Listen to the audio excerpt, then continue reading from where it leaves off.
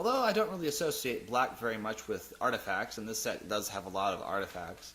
Noxious Gearhulk is a really cool artifact creature, which actually can take rid of some of your opponent's board state and give you some life in return. This seems like a solid card if you really want to stabilize, and if there is going to be a control deck in Standard, this will likely be a big part of it. Although its text box does have about the same amount of text as an essay, the Demon of Dark Schemes seems like it could have a lot of potential against a lot of really nasty archetypes. Considering the clause of -2/-2 plays around indestructibility, you won't have to worry about your board wipe on a creature being countered by things that make your opponent's creatures indestructible. That being said, this thing will likely kill a lot of little creatures when it enters the battlefield, and in turn you will get a lot of energy. This way you can power its final ability to get all those creatures that you killed back. This very well may see some play in Standard depending on the meta, and yes, I think it is a very powerful card if you can have the time to get it established. Speaking of more board wipes, we have another gimmicky board wipe where the catch is you have to have just as much creatures as your opponent's creatures, or else your opponent gets to keep more creatures than you. Honestly, I just think this is ridiculous, and unless you have some sort of way to get your creatures back, there are a billion things better that you could play.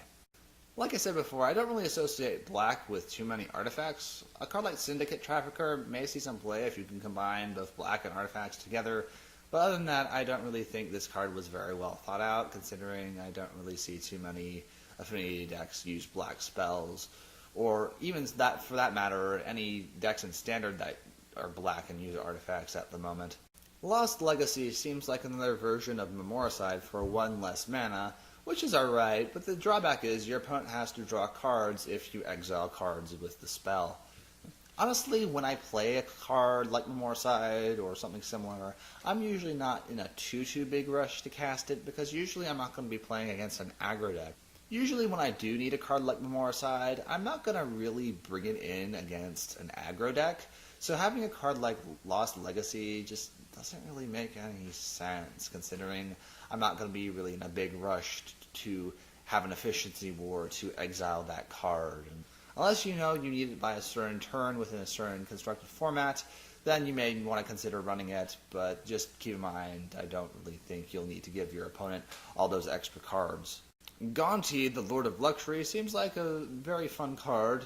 Although it does seem like he would probably see more play in a casual setting than a competitive one, I feel like this will likely have a big fan base, and we'll see play in a lot of decks.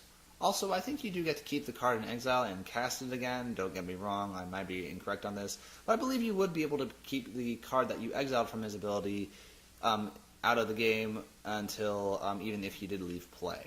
So that is another plus.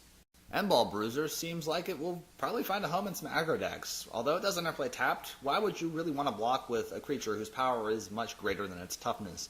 Having an artifact seems like it's not really that much of a drawback, as it's gonna kind of be a necessity from here on out the next year, as I said before. Next to that, we have the Fretwork Colony, which does seem like it will find its home in some aggro decks.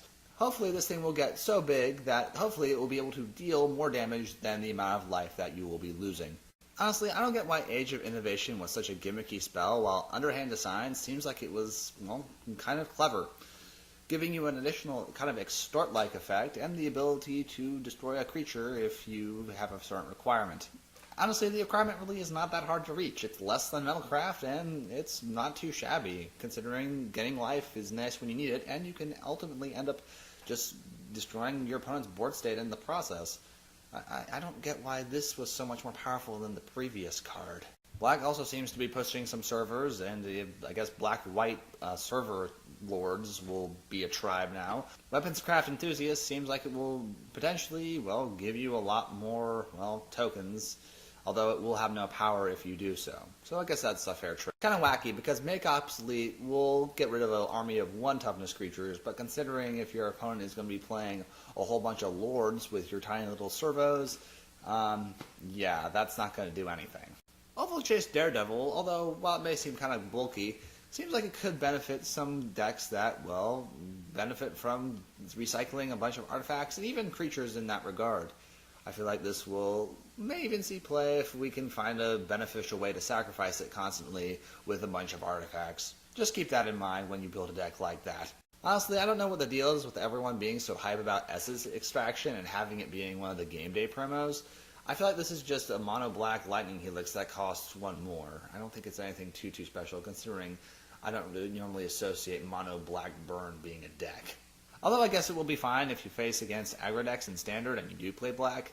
I don't really see much else other use for it, and the bad news is it's only will damages creatures. Now I can sacrifice my Blightsteel Colossus and draw 11 cards. Whoopee! Live Fast may be the better card if you're playing Standard and don't run a deck that has any creatures, but honestly, if you're playing a format outside of Standard, there are probably going to be better alternatives like Sign and Blow. Black, however, doesn't really seem like it has that many ways to generate energy. There are a couple, but it doesn't seem like it's as many as the other colors. Therefore, a card like Die Young kind of seems a little bit, well, in a sense, underpowered in a way. I feel like, although there are quite a few ways for Black to destroy creatures in this set, I feel like there could have been a better spell than this. It just seems kind of odd. The good news is we have some classic reprints in the form of Diabolic Tutor. This is a wonderful card that's used in EDH all the time, and it's, well, nice to see it coming back for Standard.